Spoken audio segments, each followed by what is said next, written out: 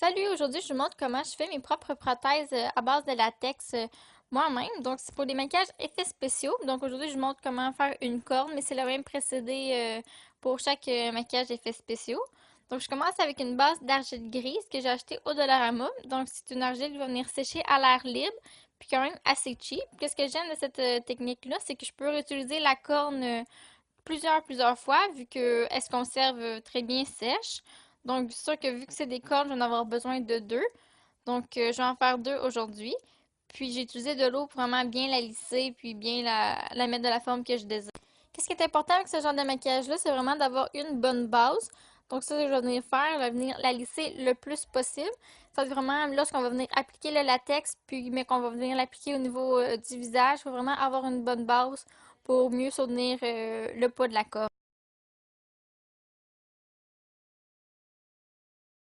Donc, lorsque vous avez votre forme désirée, que vous voulez en faire une prothèse, donc ça va être l'étape du latex liquide.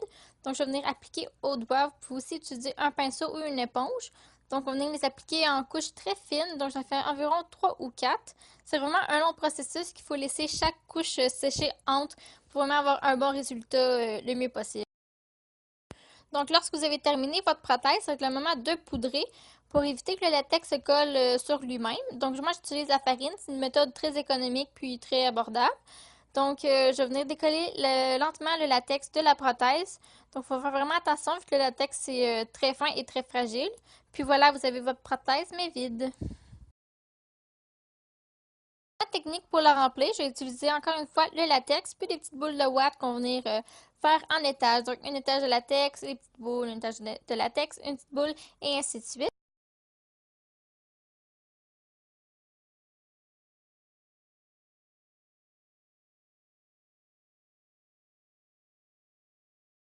Il faut faire aussi attention de bien pousser les étages collés ensemble pour pas qu'il y ait un petit jeu ou qu'il y ait du vide ou rien.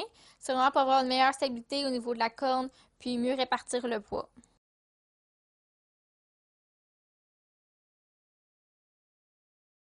Qu'est-ce que j'aime vraiment de cette technique, c'est qu'à chaque fois, le résultat est un petit peu imparfait et inégal, ça qui va rendre le maquillage un peu plus réaliste. Donc voilà le résultat final et une fois appliqué en maquillage, donc c'est mon maquillage de diable. Donc j'espère que vous avez apprécié ma vidéo. On se voit bientôt. Bye!